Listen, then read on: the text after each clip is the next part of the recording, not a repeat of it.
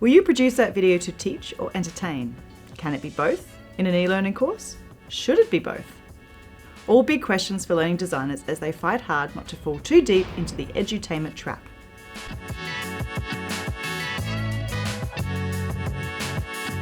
Hi, Bianca Raby here, teacher turned learning designer turned actor in a studio.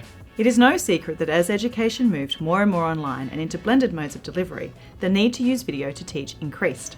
Hence, we have seen it all in e-learning. DIY videos on smartphones with messy kitchens in the background, recorded Zoom chats topped and tailed, cameras at the back of lecture theatres, classic screen shares, and annotated PowerPoints, and of course, fully produced educational videos of varying degrees of quality. Check out this video where I walk you through my process of becoming an educator who delivers on camera. It's quite a ride. All that said and done, this video is about the rising problem of edutainment plaguing the sector and how as LDs we have a responsibility to help our clients stay away from this money pit.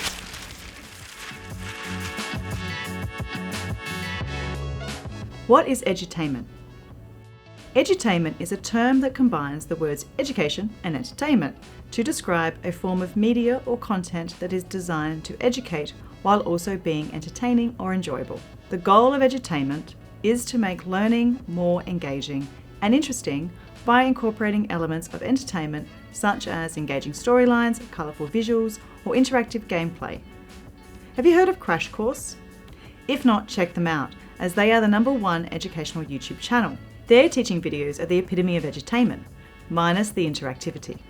These guys are the gold standard of educational video production in my book.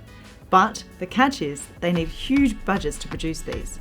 My best guess is that each video would cost them between $10,000 and $15,000 USD to make.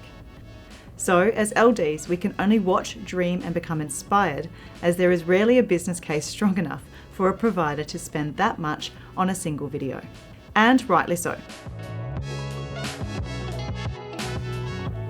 Why can edutainment be a trap?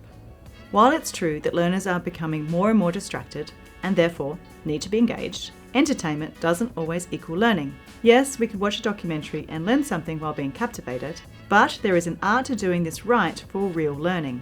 A few years ago, I signed up for a webinar series / short course thingy with an e-learning company to see what they were telling customers about media production. Once I got in, I was treated to a full mini-series production Star Wars theme with all the presenters in costumes and using silly voices. There was so much production that it was hard to even see what the message was. After about 20 minutes, I just couldn't take it anymore. I had learned nothing and was now annoyed that they were modelling this as something the clients should think about doing to teach. My guess was that this cost them tens of thousands of dollars. The notes I took away from it were 4 dot points. I'm all for a theme, but I also felt talked down to as an adult at the same time. Many others have fallen into this trap, like the example I've shared. Feeling under pressure to create Netflix-style productions for students just to keep up their attention. But in the end, we go to Netflix to relax. We do a course to learn and to be challenged. It's not the same thing. How can you avoid the trap? When attention is now the most valuable thing in the modern world, how do we, as learning designers, help our clients stay out of this trap? Well, for one thing, we use media only when media stands to be the best way to teach a particular outcome. Or we use it to bring a life and a personality to a course. Asking what is the best way to teach this learning outcome first is key.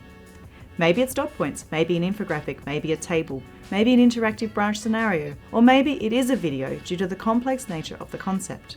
Videos are great for bringing a self-paced course to life and welcoming students and putting a face to the course, explaining a complex framework or idea where diagrams are needed, sharing a valuable personal experience to connect emotionally with the learners, providing a case study to support content, or teaching a concept that will be used multiple times or underpins a core idea in the course. Once you know why you're doing a video, you must then ask, what can I do to make this the most engaging as possible with the budget that I have? So check out Opita's handy downloads on the 10 things to consider when designing teaching videos. There are some cheap and easy things you can do to increase your retention rates. Final thoughts. Using video should be purposeful and economical. Gone are the days where content is king. It's now curation, especially in education. So, as learning designers, we must help our clients carefully decide how to spend their course development budgets and how not to fall for all the shiny things that can be done with media content. Hey, but that's just my opinion. What do you think? Have you seen edutainment work really well for learners? How would we go about assessing the ROI on such a highly produced asset? Love to hear what you think in the comments below. If you've enjoyed this video, then please be sure to click like, subscribe to the channel, and hit the bell to be notified of new videos. Also, check out elearning's new suite of courses where you will get immediate access to our Learning Design Rocks community, even if you just sign up for a free one. Thanks for watching, and until next time, stay awesome.